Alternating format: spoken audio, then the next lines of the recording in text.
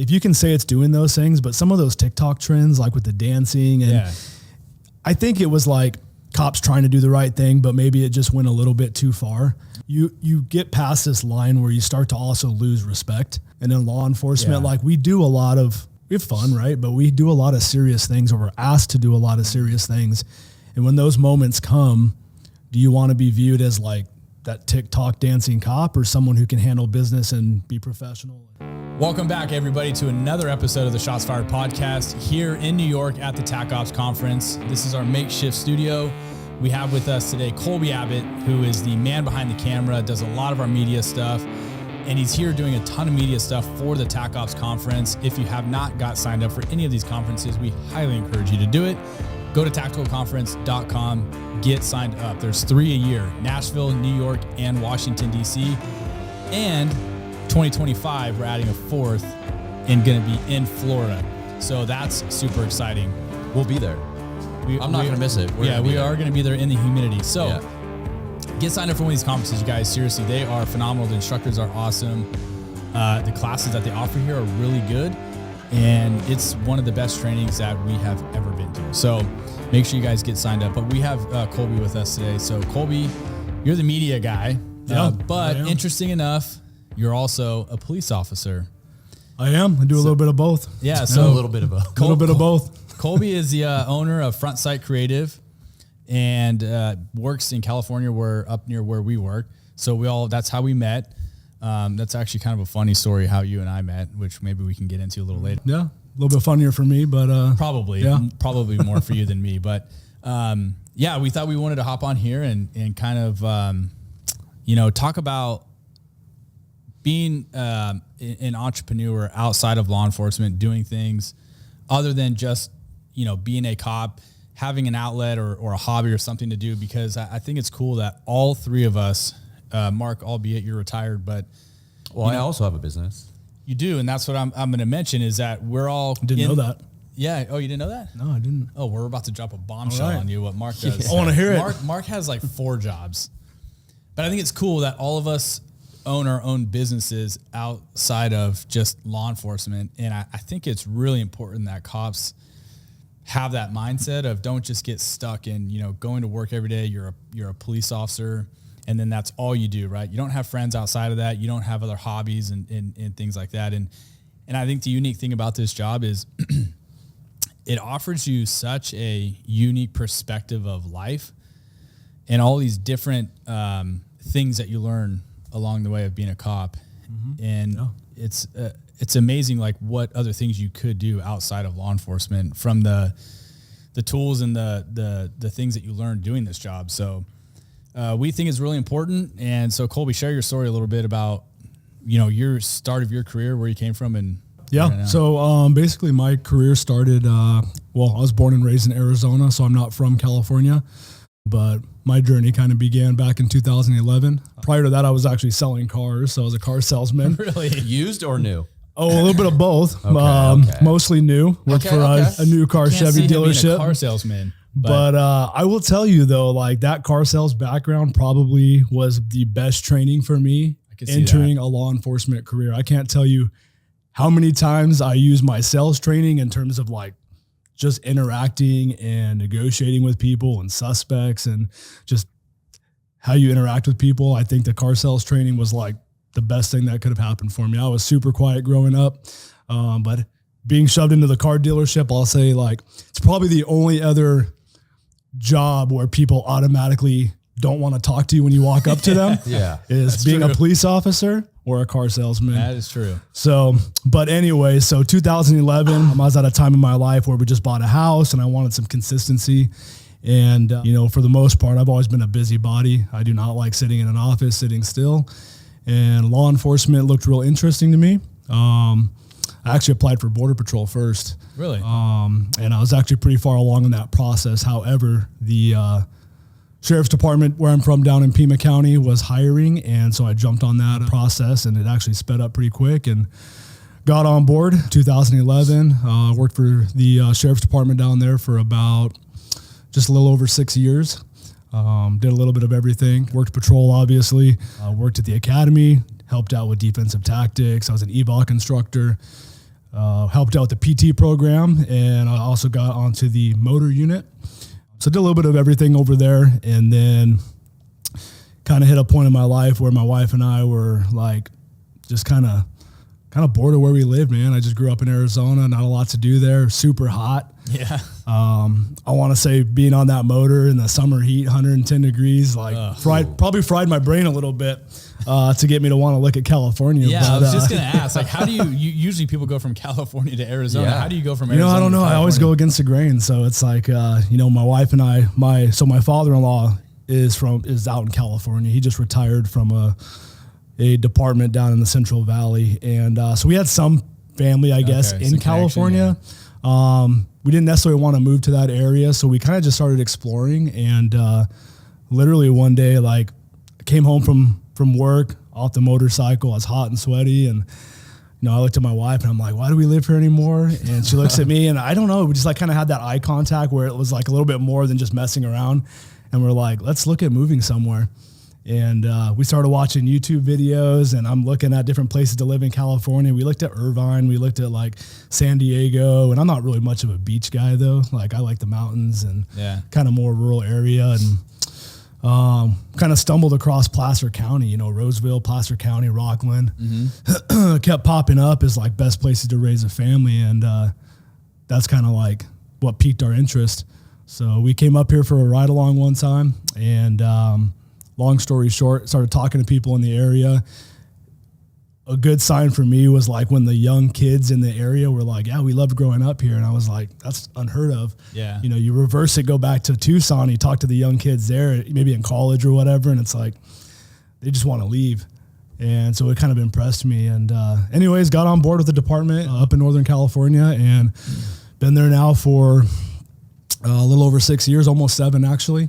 And things have been going well. Love the agency. Love the community we live in. And doing well. Yeah, and you did a number of assignments there too. You're an FTO. You were on the SWAT team for a long time. You've done some things up there too. So I was kind of surprised. I got FTO pretty quick coming to this department. I think I was only on maybe 6-7 months, and became an FTO. And I was like, you sure, guys? Like, I don't know if I even know what I'm doing here yet. I mean, I knew how to be a cop, but in terms of just kind of the way things operated here in California and different ways of doing things. But anyways, I got to be an FTO, super fortunate that they allowed me to do that, and enjoyed the opportunity. Got on the SWAT team pretty quick as well. We have a regional SWAT team in that area, and super fortunate to be accepted on the team. Worked with a lot of really great, talented guys. Was on the team for almost 4 years. Probably the last 6-7 months, though, I was actually stepped away because I'd have neck surgery. Kind of just accumulation of injuries, I think, from being on the motor, doing defensive tactics, instruction, and, just cop work in general. So unfortunately, had to have surgery, neck surgery, had some disc replaced in my neck. So I got some metal in me now. And so I had to step away from the SWAT team. I was kind of disappointed. I didn't see myself only doing, less than 4 years on the team. I really enjoyed it. Got to work, again, like I said, a lot of great people, better than me. And I always believe you should be in a room of people that are better than you. Yeah, for sure. But unfortunately, I had to step away from it. It was kind of the smarter decision for me. Do you feel like you're in that room right now? I do. You guys do some great things. And, I love what you guys do with the podcast. Keep going. So, in different ways, right? We all have our talents and things that, we look up to. And, but so I had to step away from the team, and it was probably the best call for me for longevity. I've been a cop now for over 13 years, and although I have other hobbies and stuff like that I like to do, but I also enjoy being a cop. I think we need good people to do the job, and, I wanted to stay doing it. Most people are like, medical out, I mean, people medical out all the time here. So it's like, but I wanted to keep doing it. So is that something different in California than Arizona? Like, as far as the medicaling out? Yeah, absolutely. I was surprised when I moved out to California and saw how many people were on 4850 and taking time off work. Like, it just, at least in my experience, it was kind of unheard of. There'd be deputies that I worked with would get in a shooting or get shot, and it's like they're fighting to get back to work because there's not the same benefits that California offers in that regard. I don't know if it's a good thing or a bad thing, but it is different. Yeah. 100%. California does offer great benefits. The pay is really, really good out here for law enforcement. Some of these other states, I mean, some people that listen to this, I mean, the pay is drastically different, you know, depending on where you work. I mean, some agencies are paying like $17 or $18 an hour. Like, could you imagine doing this job for $18 an hour? But the cost of living is different. And Sure. You know, their homes are different prices. The different stores, they charge different. So I think it's all fairly relative. Yeah. Yeah, it's definitely relative. I mean, coming out here, everyone thought I was crazy. Like, how are you going to afford it, you know, right? Yeah. And like, I'll be honest, I feel like I live much better where we're at up in Northern California than I was in Tucson. I mean, I made half the income, right? I mean, my mortgage was half. That's probably the biggest difference is like the mortgage market, but everything else is pretty comparable. Yeah. So what do you got into what you do now, your business that you own, the front site creative, and so that's kind of how I actually met you. You run your department social media page, and I had applied there. I was going to lateral over there and went through the whole testing process, which you ended up running us through, which was pouring rain, and I'm having to do this physical agility test. I've been a cop for like 16 years. I'm like, what am I doing? I'm out here in the rain. I remember distinctly because you were the guy that struggled to get over the wall. And we're like, man, what is wrong with this guy? Yeah. Well, I remember when he was going to test for that, I was like, you've got to go out and start running for like a week, even just a little bit, so you don't get out there and pull a muscle. And he's like, I'll be fine. I'm like, no, you need to physically move your body a little bit before you go out there. I hate running. You never did you? No, hell no. I didn't. I never went out and ran and practiced, whatever. I just went out there and not knowing it was going to be pouring rain, but with a bunch of like younger kids, dude. Yeah. I'm like, what am I doing? Yeah. Probably talk about it. Remember that old guy that came out here, barely got over the wall? Whatever happened to him? Yeah, but we were doing the podcasting thing before we had really knew you. Yeah. And, you know, which like Mark still doesn't, but we didn't know anything about media stuff, like cameras, equipment, lighting, nothing. We knew nothing. And so we were constantly watching YouTube videos and I remember I would watch your department's Instagram page and I would always see you on there doing it. And I was like, oh man, this dude's pretty good at, you know, this media stuff. And then it was just funny. Like when I ended up showing up to do the testing, whatever, like you're the guy doing the testing. And I was like, hey, I know you, man. I see you on Instagram. I've seen you somewhere. But having to learn all this stuff. And then I don't remember how we ended up like fully connecting, but I think it was at the, what was that? The Topgolf thing, right? You saw me there, and then you were like, "Hey, let's chat." Yeah, we won the Topgolf tournament. Yeah, that's right. Yeah, and you and your wife showed up there like in a bay next to us or whatever, and we just started chit chatting. Yep. So good memory, dude. Absolutely. I'm glad you remember our first. But date. I do want to ask though, like, because you were like halfway there to working with some really cool people. And then, like, what happened? You bailed out. Yeah, I just worked together. I did get a pretty good opportunity at my work to do something different. So, which is what I'm doing now. Right. I didn't want to pass that up. So, but then I think we had reached out and wanting to learn more about this, like media and making us better. And you started offering tips on lighting, and you got us to spend $600 on a new light that nobody can see. Yeah. Well, that was the first thing I remember. Better cameras that again nobody can see. Yeah. Well, you invited me to your studio, and I walk in, and it's just like this dark. Made us feel about that big. Yeah. This dark dungeon, and but honestly, you guys do a great job with it, and I think it's come a long way. Yeah.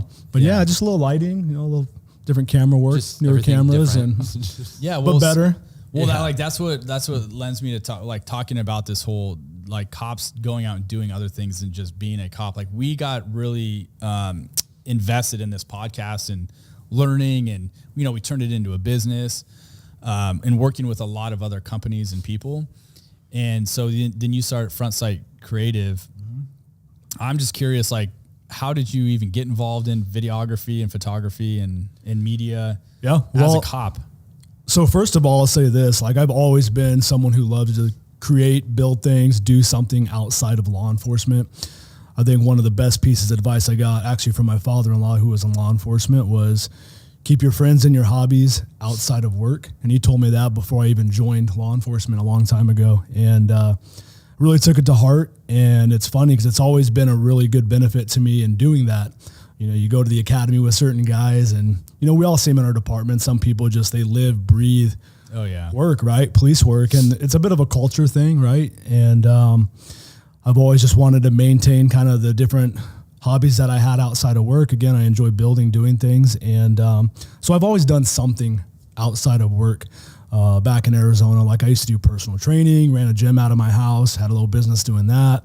When I moved out here, my wife, we had a woodworking workshop. Yeah, you guys are really good at woodworking. Yeah, so we had this CNC machine, a laser, and we did all kinds of stuff. We did that for the last like 6 years. Yeah. And but as far as the photography, the video work, all that, I've always had an interest in camera, social media, that kind of thing. And getting on my department social media team exposed me a little more to that in terms of like the law enforcement side. And I guess really I've always been intrigued by the power of social media and its ability to influence people the way they think. And I thought it was really important especially for our job, right? Because the media, the images that are put out there against law enforcement are not in our favor. And I always felt like if someone could be just more proactive in putting out a more positive image and showing who we really are as law enforcement. We're just dads, moms, sons, daughters, and we have a job to do, of course, but we're just people. And I was just thought if I could video that and show the good in law enforcement on social media where it's not being shown, that would be a great thing. And I think that kind of inspired me for the most part to get better at video work, get better at photography. And, I kind of found a passion for it. And, the last couple of years, I've really invested a lot of time in learning everything that I can and got some big goals. And, so that's was about maybe 6 months ago. I launched Front Sight Creative, and I've been working hard on just kind of working with people like you guys that are doing good work, putting out great training material, working with businesses and promotional material, promotional ads, that kind of thing. And we'll see where it takes me. I don't know. It's still early in my journey, but absolutely enjoy it. Yeah. I think it's the same path kind of we had, like when people say like, whoa, why'd you start a podcast? It was like, well, because the media puts out the mainstream media wants to put out what they want to put out. There never really has been anybody that puts out quality law enforcement content to highlight really just what we do. And, that's always been I think the reason why we started, doing this and then being consistent with it. And so I think, like what you do, obviously you have the same mindset through social media. And I mean, now you go on YouTube or Instagram and there's a lot of law enforcement pages out there who are doing the same thing. And we get people that message us who have law enforcement podcasts that are like doing really successful now, who literally have told us, they're like, we started our podcast because you guys inspired us to start it. Yeah. So I think that's cool. It is. It is really cool. I'm really excited to see it. I mean, I know you guys have been in law enforcement long enough where, this is a profession where a lot of cops shy away from being on cameras, right? You were always told to. And I get why. I mean, depending on your position that you're in, and I totally respect that. But I think that the guys that are willing to go on camera and just show who we are in this profession, there should be something respected about that and appreciated. And that's why I really enjoy what you guys do with the podcast and promoting the good and helping cops be better, helping people understand what we go through. And the more people doing that, the better. So I enjoy seeing all the cops out there running these different YouTube channels, getting on social media, getting active, because we have to be active in doing that. Because if we're not putting out our narrative, what is the alternative? Right. We know what it is, right? Yeah. It's everything we see in the media. And my goal would be to see that change, right? Like to see people know us for who we are and what we do in a positive way. And anytime I can help with that, I'm all for it.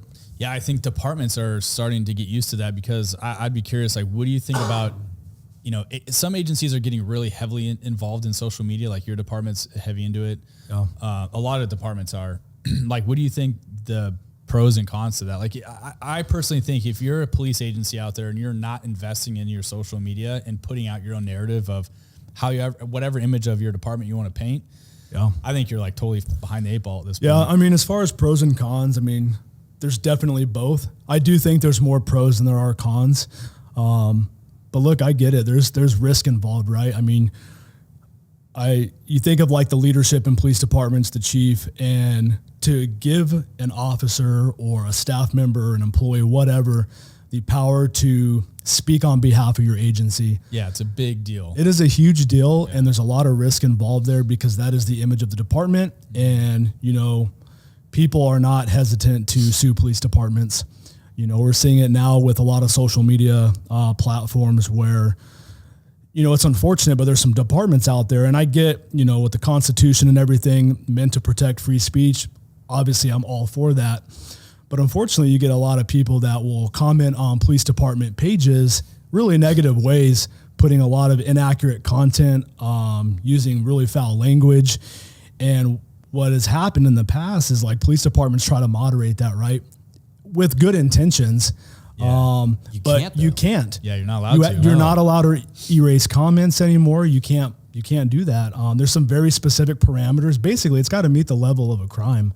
You know, so if it meets the level of an actual credible threat, like maybe you can delete that. But even then, you're archiving it and making sure you have, you know, it backed up of why you did that. But there's departments that are in lawsuits right now for removing content. So it's crazy. And again, I'm all for it. Like, I think freedom of speech, we should have that. But it's just one of those kind of nuances that you have to deal with social media. And so there's a lot of risk involved with who are the people running these social media pages? Do they have the training? Do they have the demeanor? Do they have the voice to put out information that shows your department in a professional way and really helps build trust with the community without making it worse? Because again, social media, it's a tool, man. It's a magnifier. It's a powerful tool. Yeah. I look at social media like it's not good or bad. It's kind of like money, right? It's like, whose hands is it in? And social media, it's a magnifier. So if you're putting out something bad, well, that's going to be magnified times 1,000 and it's going to do a lot of damage.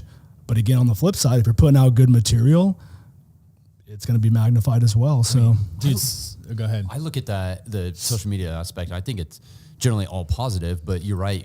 Whoever's in charge of that really has a lot of power. And I follow a lot of different law enforcement and look at different law enforcement pages. And your guys, to be honest, is the best. And the people I've talked to have mentioned that. But there's other pages where law enforcement posts stuff and you're looking at it and you're like, that is clearly staged. You don't really have any skill. Like, why are you putting that there? Yeah. And it's because they think they have to post. So social media there's a lot of skill behind that to capture real moments that are true. There is. And in policing, again, it is different because you want to be authentic, right?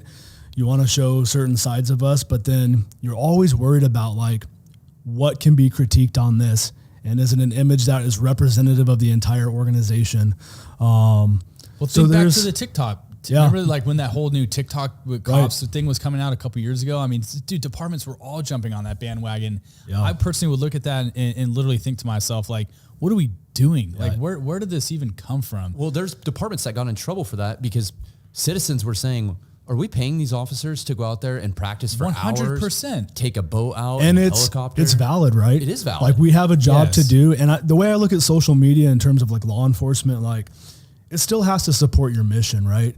And your mission is primarily to serve, protect, promote, you know, a safe community, that kind of thing. If you can say it's doing those things, but some of those TikTok trends, like with the dancing, and I think it was like cops trying to do the right thing, but maybe it just went a little bit too far. Yeah, I don't think there was any. Yeah, there wasn't any bad intention behind it. No. But I do think it was more like, hey, we gotta get ahead of this problem. And then you know, somebody came up with the idea of like, well, let's get cops to dance on TikTok and put it out there. And I'm sure some of them went viral. Oh yeah, some of them were awesome. And a lot of people like them, right? Yeah. But then I guess got out of control. Yeah, my worry with those is really like you get past this line where you start to also lose respect. And in law enforcement, like we have fun, right? But we do a lot of serious things, or we're asked to do a lot of serious things. And when those moments come, do you want to be viewed as like that TikTok dancing cop, or someone who can handle business and be professional and, you know, hopefully save a life or whatever it is. And it's hard to transition from one to the other. Yeah. So, well, a lot of cops too were posting like pretty inappropriate stuff, right? Like they're on their own personal TikToks, but they're in uniform, and you know, you can, you know, obviously blur out your patch or badge or whatever, but it's like you're still a professional, and you know, the officers that were doing that, I see, it seems to me like it's kind of tapering off, but when that was going on, I mean, a lot of cops were getting fired. You know, they were making national news on some of these TikToks. Yeah. You know, I was never personally about it. You know, I get the mission of what they were trying to do, But I think now what we're doing, what other podcasts are doing in law enforcement, right? Like we're still cops. We have our own Instagram page. We're posting stuff about us, but it's professional. Yeah. I think the way we do this is professional, and your own Instagram. I mean, there are ways to, I guess, bridge that gap or show people that we can still have fun and do things outside of just like being a cop, but also doing it in a professional way and not look like an idiot on YouTube or social media. And I'll point out too, like, I talked about some of the risk, right? As far as the vulnerability of an organization being on social media, but as far as the pros too, when we talk about social media, a lot of times what do most people think? If you talk to cops, you go to in front of a group and you're like, hey, what do you guys think of social media? The first thing they think of is what? TikTok dancing. I don't want to be any a part of that, right? The stupid stuff. Like, I don't want that to be me, right? But there's so many other components and layers to social media, what we can use it for. I mean, talking investigative purposes, obviously building trust with the community is a huge one, being transparent, protecting officers.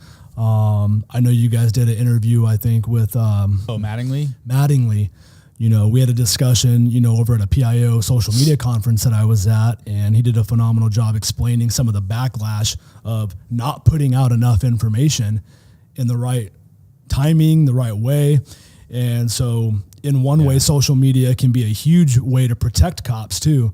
If you get in a shooting or you get in a situation that is, it's going to be all over the news. Well, do you just let it go as an organization, or do you actually try to get ahead of it and, message it correctly? Yeah, get rid of some of the rumors and at the very minimum, put out accurate information and dispel the myths, right? So social media can be used for a lot of things, not just dancing and that kind of stuff, but there's so many ways it can be used. And I think we're really just getting started in law enforcement in terms of what we can do with it. And it's obviously going to continue to evolve. It's a very fast evolving technology. But I'm excited for it. I think the more we can get cops involved in being a part of it, again, in a professional way, I think law enforcement stands to benefit a lot. Yeah, totally. And I agree. I think we're at like its infancy stages. A lot of more cops are getting involved in the stuff that we're doing.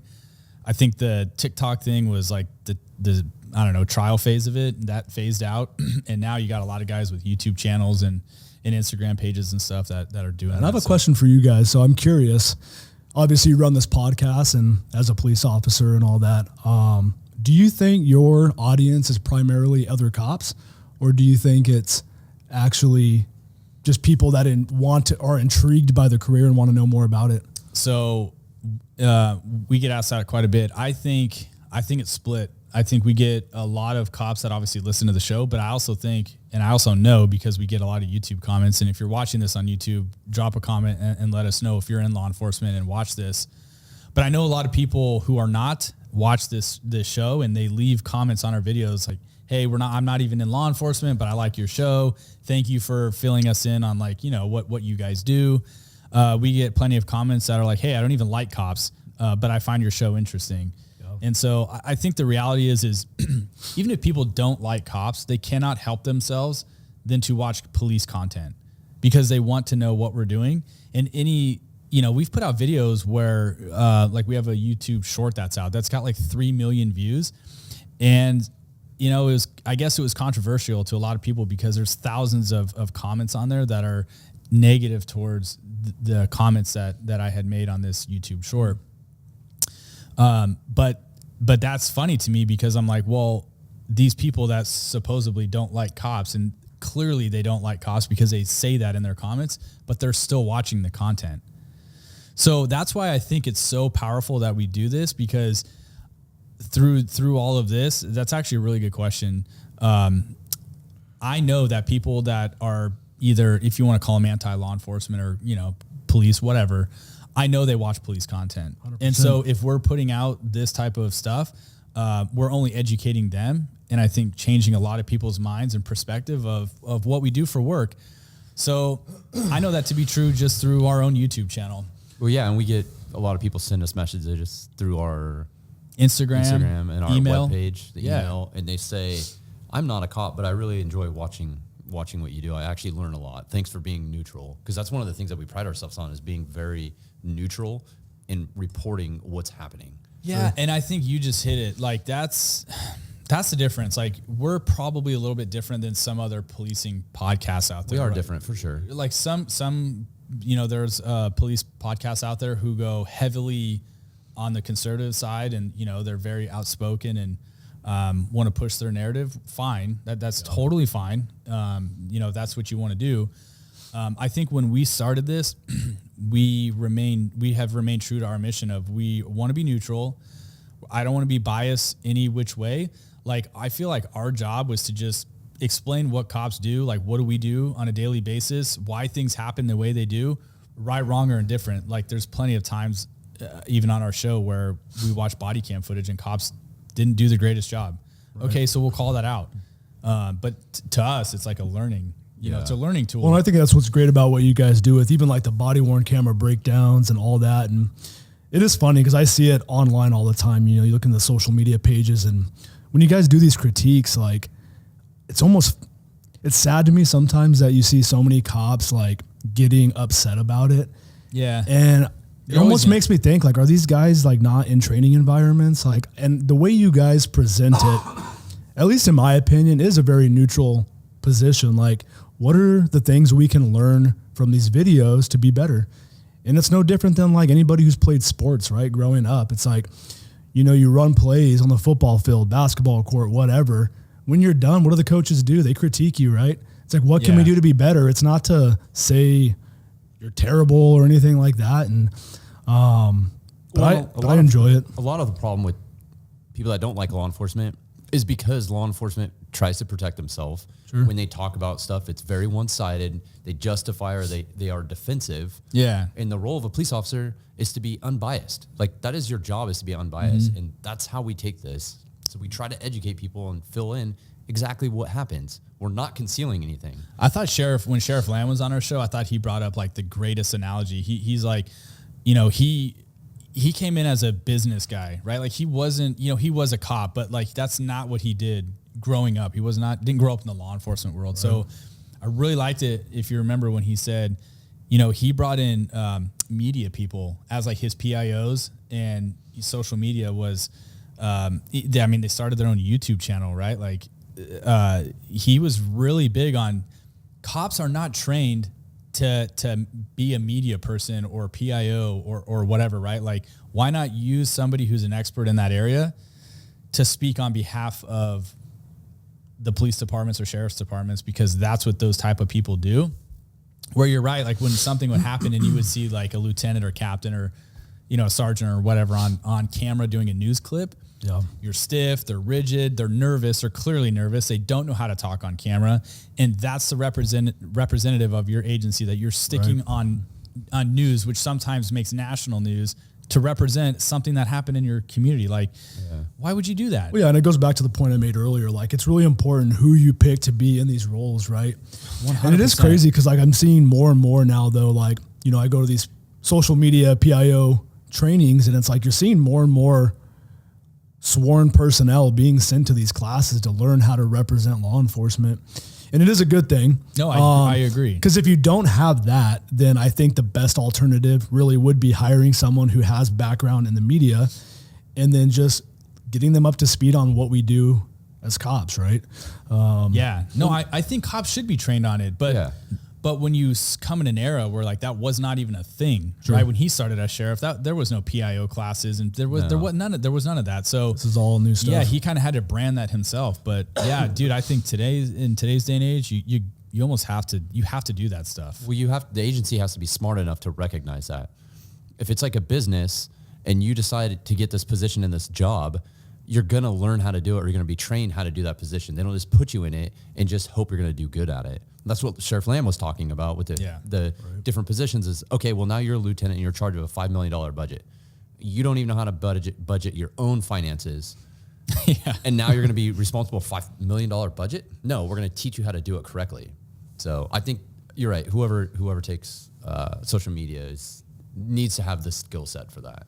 Yeah, 100%. I think social media and, YouTube with police channels and stuff, I think it's only going to grow. I think it's a good thing for our profession, like you said, it depending on, if you're doing it the right way. Right. And I think I think people appreciate it. I really do. I even like going back to your question, I think a lot of non-law enforcement people listen to this type of content. Yeah. And I think they enjoy it. Yeah. This is an interesting conversation because it went from having hobbies outside of work and being an entrepreneur to really focused on social media and the importance of it. But that's what you do outside of work. Yeah, it's what I do. You know, it's kind of always been my interest. And it's funny because I think back even like earlier in my career, I'd get made fun of, right, for being a part of like social media. And it's funny looking back now though, because that is such the direction that it's going. And I'll be honest, like, and you guys probably feel the same way, at least when you first started your podcast. Like, 100%. It is not fun being on camera, being on the media, like doing things. Like, it is uncomfortable. It's uncomfortable being on a podcast, right? Because you know people are viewing it and you're going to be critiqued. And I think people get this misconception. Like, I know people early on would look at me and be like, oh, Colby wants to like, they think highlight himself. Yeah, they think you're doing it for like, he just wants to promote. And it's like, to be honest, it's just the opposite. I don't like being on camera. I would much rather be behind the scenes. That's why I'm oftentimes behind the camera, right? So it's like, it's uncomfortable, but at the same time, there's a need for it. And there's something that should be respected, I think, about the people that do it. Because here's the thing. If you're not doing it, who is? Yeah, exactly. And like for me with doing social media, being, camera, all that stuff, like be thankful that I'm doing it, right? Because you don't have to. True. I think about like recruiting and all that stuff too. It's like, be thankful for the people that are doing that so you don't have to, right? Because it is uncomfortable. I don't think anybody enjoys this. I mean, there's probably a select few that are made for this kind of thing. It's definitely not me. You guys probably do a much better job than I do. I think I'll think back to uploading our very first YouTube video. Like, I was honestly petrified to hit the publish button because of that. I'm like, dude, this is going to get out there. Guys and girls that you work with are going to see it. And 100%. Then it's going to circulate. And then people are going to pass it along to each other. Yo, look what Kyle's doing. Yeah. And this is a profession where we talk a lot of smack about each other, right? Like, I said that in the class today. I'm like, cops are so mean to each other. Yeah. Dude, very critical. Be nice. Be a leader. Like, be nice to people. Help people out. Don't watch them suffer. So yeah, I was petrified to upload our first few videos.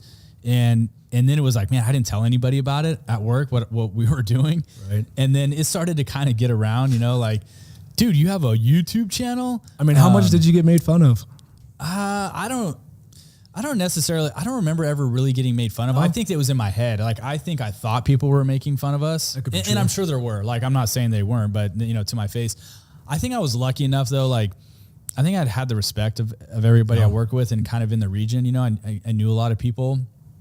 And luckily for us, I think, our early videos were terrible, but I think we did a good enough job with it where we were sharing like, good, cool stories. And I think cops, they actually, I think, enjoyed it. So, we weren't on there embarrassing ourselves, dancing and, saying stupid stuff. So I don't know about you. I don't know if anybody ever said anything to you about it. No, I've never got any negative feedback from it. If anything, people are more intrigued about what you're doing and how long you've been doing it and how you started, because it is not an easy process, which I don't do a lot of it, but obviously Kyle, you do, but it's not an easy process to put out a quality video. No, it's and to not. do it consistently is extremely difficult. Yeah. It's hard. Well, and the other thing too with that is like, somebody once told me when I was kind of feeling like that, they're like, who cares what other people say? Like, the guy that is making fun of you today, in 5 years or 2 years from now, when you're successful, is going to be the one knocking on your door, like asking to come on your podcast. And I'm going to be honest, that's actually happened a couple times where I knew of a couple people that, not talking smack about it, but, thought it was kind of just a joke. Yeah. And then here today, like, they would love to come on the show. Right. Yeah. And so, and we get a lot of people that message us to come on this show, like chiefs, sheriffs. You'd be surprised how many messages we get. There was a guy talking to you here at TAC Ops today saying he wanted to. The sheriff wants to come talk to us. So that is, to me, it's a testament to what you're doing is a good thing. Well, the best is the feedback from people that have taken our classes, listened to our podcast, been involved in something, and have said, thank you for what you've said. It actually helped me. That's like we the get a reward. lot of that. To read that and someone is like opening their heart, saying and taking the time to message us. that is the motivation. Yeah. Or like, you know, you guys will comment even on a YouTube video that we'll put out. That's like, you know, thank you for the video or whatever. Like I listened to this on patrol. Like you guys have really helped me get through FTO or, you know, a scenario that they were involved in or like whatever. But there's one guy that has been messaging me consistently for like the last year that's wanting to get into law enforcement, wasn't sure, decided to get into law enforcement, has gone through the process, passed his physical, passed the psych exam, and then now he's at the last point of having the chief's interview. Nice. Yeah, that's cool. Like, it's amazing. He keeps me updated. And I take the time to respond back to him, tell him, hey, nice work, keep it up. You know, it's a grind to get it. And it is cool to see that because he's going to get the job. Right. Yeah. It's almost like I feel like we're virtual mentors, I guess, to a lot of people. And I don't know, I think it's cool. You know, I'm obviously super thankful that we did it. We stuck with it. So I think what you're doing is going to, yours is growing. Yeah, dude. It's growing. Yeah. Slowly, you know, it's, like you just said, it is a tremendous amount of work. Video editing, getting out there filming, and there's all the post-production. Like it is very time consuming. And, you know, like I'm finishing up a degree at school right now. And like, so I've got literally, I think like a month left. But trying to juggle that with being an entrepreneur, owning a business, working full time, dealing with Kyle, man, this guy texts me like you told me all times a day. And he's just like, if you don't answer right away, and I'm actually pretty good at answering. Needy, dude. Like if I text you, I need an answer. And I answer, like, I'm one of those people who reply very quick. Yeah. But sometimes I miss them. But that's just because I got a lot going on. And you're working graveyards now and you're sleeping. Graveyards now. Yeah. My schedule is all out of whack. Yeah. But it's a lot of work, you know, and, but I wouldn't change having those hobbies outside of what we do. I think we were talking earlier, and I think having something different than law enforcement to look forward to when you get off. Yeah. Totally. It just makes your days off so much better, you know, versus getting off work, sitting around, doing nothing, talking about work. Yeah. And that's the first thing, you know, you go have drinks with other cops, right? Like, what's the first thing you guys do? Talk about work. Yeah, no. But when I get with you guys, it's different, right? We're talking about like media. we actually don't nerd out. We don't talk about work at all. Never. Maybe that's why it's enjoyable. I think so. Yeah, actually, I don't think we've ever spoken about work stuff. Like very rarely. Yeah. No, we nerd out on. And like how much better are the conversations though versus being like, I went to this DV call the other day, and you know, we don't care. We don't care. We're not saying like that's not healthy to do that. Like you should definitely have that outlet, but it shouldn't be an all the time thing. And I'll tell you what, after doing all of this, and I have a whole new respect of anybody that does any type of media work. They make their own YouTube videos. They start a YouTube channel. They start a podcast. We get that asked a lot too, of, you know, people starting their own podcasts and they want to know tips and stuff. I just spoke to a guy the other day telling him, but I'm like, hey, it's hard, dude. Sure. Like if you're going to start this adventure of thinking you're going to do a podcast, buckle in because it is no joke. And unless you're going to be consistent with it, don't even waste your time or money. Don't even do it. It would be. It's one of those things that look really exciting from the outside, like filming videos and making content. Because it looks easy. It looks easy. But it's not. Gosh, there's so much to learn with everything that is involved to make a good video, right? It is a long process. Yeah. This is where I lean back in my chair and let you guys do that part. Yeah. Right. Mark's like, dude, when do you want me to show up at the studio? Got it. I'll be there. I'll be there. Hey, I'm a rider. You know, you got mechanics on bikes. I'm a rider. No, you've got you have your role in this whole thing, right? Yeah, like you're the business guy. Yeah. Like I was never into that. You know, I'm just the tech nerd. But anyways, we don't need to prolong this, but I think it's an interesting topic. You know, I think actually people like hearing cops talk about social media and like YouTube channels and stuff. Yeah, right? Like, I think so. Our perspective? I mean, it's funny. Just like today, being at TAC Ops filming, I've had several cops walk up to me looking at my camera gear, and they're like, "You'd be surprised. A lot of them think it's really cool. They're like, this is really cool that you're doing this."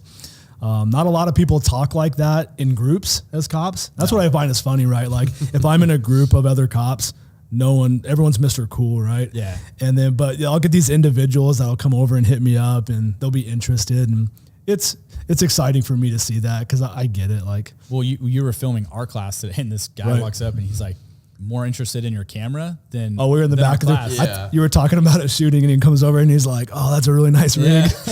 Just ignoring you. Yeah, that's sorry, totally Kyle. Fine. Sorry, totally Kyle. Fine, dude. Hey, I think it's cool. Yeah. So anyways, yeah, I guess we just wanted to hop on here and I don't know, give our perspective of like kind of where we come from, the whole media thing and policing and social media. And so, I think it's good. It's definitely an interesting topic, something we could probably talk at length about. For sure. So much more to discuss with it, but I appreciate being on the show and getting to kind of. Dude, tell everyone where they can find your business page. Yeah, so basically I run an Instagram page right now. It's Front Sight Creative. You can look it up on Instagram. I don't have a whole lot on it yet. It's been up for maybe like 6-7 months now. But I also have a website. So primarily I work with businesses and law enforcement.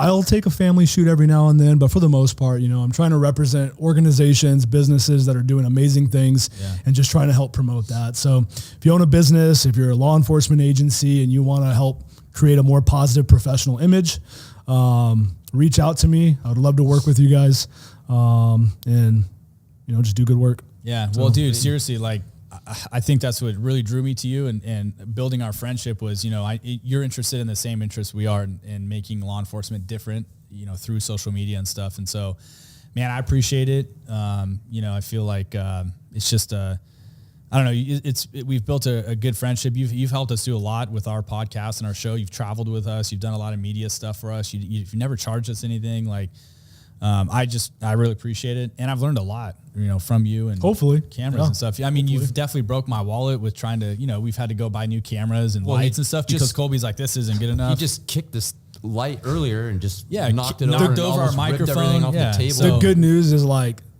the money you spent is just like a drop in the it's a drop in the bucket though. You got a lot to go. I know. Because you guys are growing. This podcast is going to keep growing and doing well. And gosh, you have a lot more equipment to buy. So any sponsors out there that want to hit these guys up and sponsor them, please. They need money. They're broke. Cool. Thanks for coming on. Yeah, thanks. Dude. Absolutely, guys. Appreciate it. Hit up Colby, and hey, we'll catch you guys on the next one. And do not forget to go get signed up for the next TAC Ops conference. We'll see you guys on the next one.